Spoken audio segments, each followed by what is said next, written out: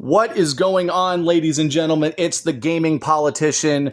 Today is June 5th, 2025, and it is the launch of the Nintendo Switch 2. And I have to, first of all, just congratulate the leakers for breaking into Nintendo's warehouses and shipping this thing to market for them.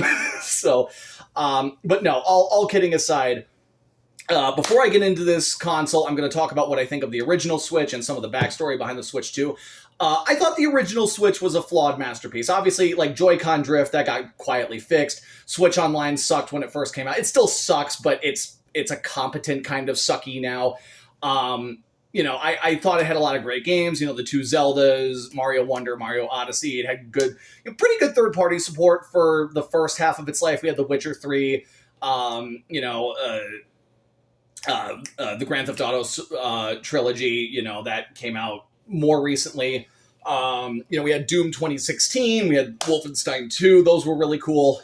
So some of the backstory behind this console is, this console, according to the leaks, was originally supposed to launch in September of 2024, but Nintendo, they delayed it internally, and we know this because at the end of 2023, early 2024, we were getting like the kind of typical like general leaks and rumors about a console that happens before it's announced. Like that happens with every generation. But because Nintendo decided to sit on this for an extra 6 to 8 months, the leakers just went buck wild and completely leaked the console. So also I want to thank GameStop for giving me free weed with my purchase too. So but yeah, let's get into this. Let's just get this out of the way. This is the boring shit. Micro SD express card.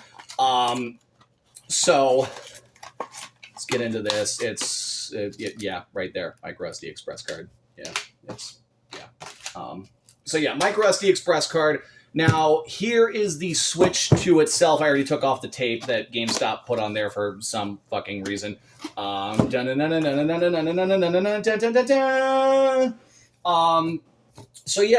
here, this is it.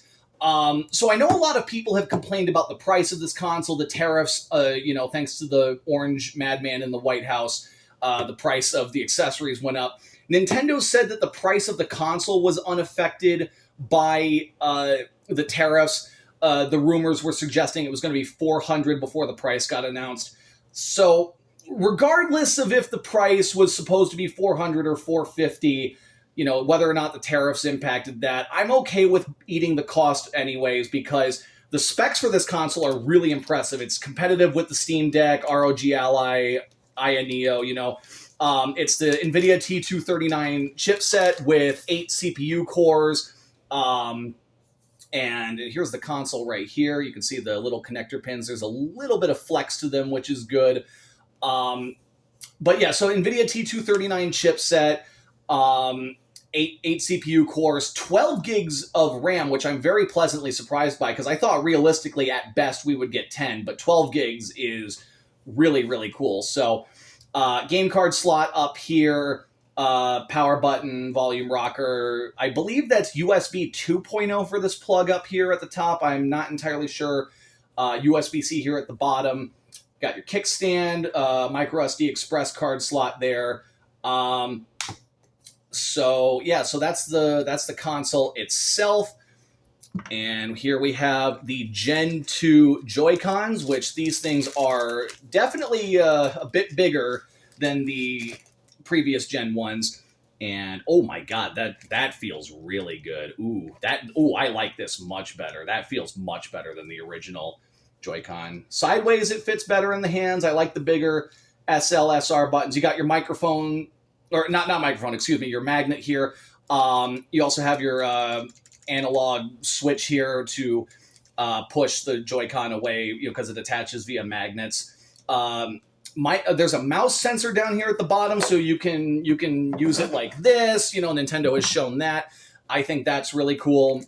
But I gotta say, just first impressions of these Joy-Cons so far, this is really, really something. I like the way these fit much better in my hands than the previous ones. I like the way the joysticks feel much better.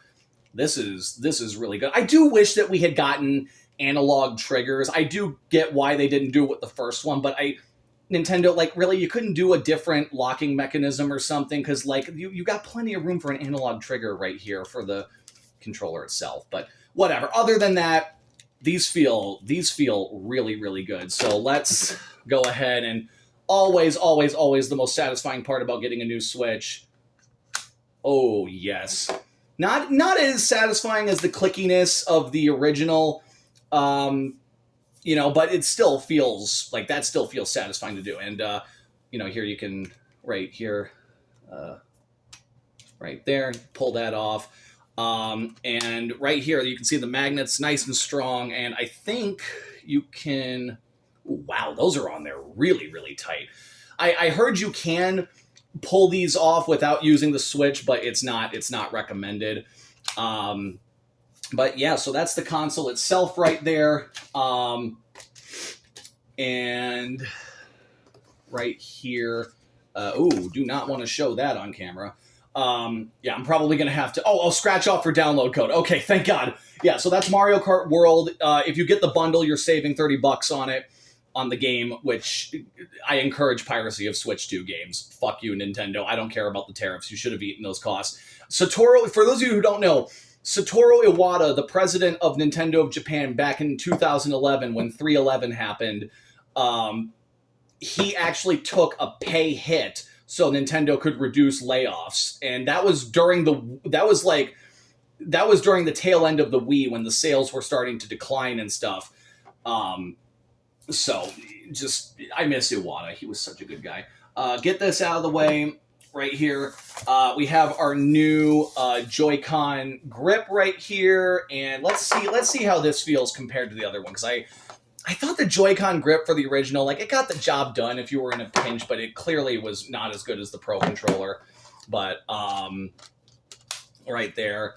And yeah, this is pretty good. I don't mind this. This is definitely better than the original. So let's just get that, set this to the side for now.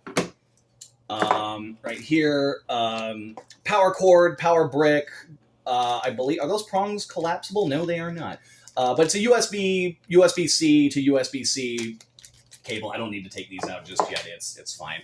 And then finally, we got the new dock here, which has, if I can snag it out here, and there we go. This is the new dock right here, and 4K 60 ready HD. I'm not sure if it's HDMI 2. Actually, no, it is HDMI 2.1 because you're getting VRR. You know, that's another thing too I forgot to mention with the specs is that you're getting variable refresh rate, HDR10. So this console, the specs for it seem to be leaning to, like, even though the raw power of the console is in line more with like a Steam Deck, it seems to be aiming for consistent frame rates and fast load times, which I think is probably the best approach for them. There's a fan in the back, HDMI out, power in, Ethernet port. Yeah, it's very, very nice looking dock. So yeah, that's it for the system itself. Here, let's power this on and see what the startup looks like. Nintendo, and I'm not gonna lie, I can tell that's not OLED. I know people were saying, "Oh my God, if you told me this wasn't OLED, you know, I wouldn't have believed you." Or excuse me, if you had told me this was OLED, you know, I would have believed you. I'm fumbling my sentences right now. I'm sorry. I'm just so in awe of this console. Nice startup music there. I like the shoulder buttons. How far down they stretch. That's pretty good. Yeah, nice and big. I like how big this console is. What I was going to say is that I know people are going to cringe with me. Oh, also, I forgot to mention right here, the paywall chat button. The first time in Nintendo history, a fucking button on your controller is paywalled. Pirate Switch 2 games, goddammit. So, what was I going to say? Oh, yeah. So, I know people are going to cringe at me saying this, but I hope that there is a Switch 2 Pro with an OLED screen, because Nintendo, they were going to do the Switch Pro, but the pandemic and chip shortages forced them to rework it into the Switch OLED. You know, so I do understand, I do understand, what they had to go for. Oh, another thing too, 120 FPS screen, which I'm really excited to try that out. I cannot wait to play Metroid Prime 4 at 120 FPS on the go. That shit is going to go crazy.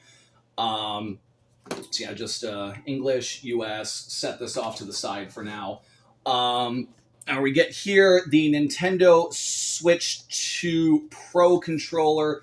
I forgot to grab the scissors for it. Give me a second. Okay, all right, jump cut here. I had to run upstairs and grab the scissors that my dumbass forgot to grab. So yeah, and I tore the box right there. That's just lovely. Preservationists are gonna love that. All right, there's that, and then right here, right there. Let's crack this thing open. I love the Switch Pro controller.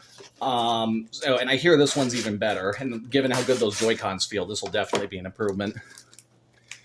USB-C cable, who cares? And here we go. Right here. Here it is, and you can already see those two programmable grip buttons on the back. Oh, that feels really, really good. The buttons feel about the same. I hope the D-pad is improved from the previous one. If you know, you know. Yeah, wow. Ooh, that feels really good. Headphone jack. Welcome to 2025, Nintendo. So, yeah, that's it. That's the unboxing. So, I'm going to get this set up. Thank you guys for watching. Be sure to like and subscribe. And I will see you guys later today for the Mario Kart World stream. So I'm going to get this all set up, get Mario Kart downloaded, and I will see you guys then. Take care.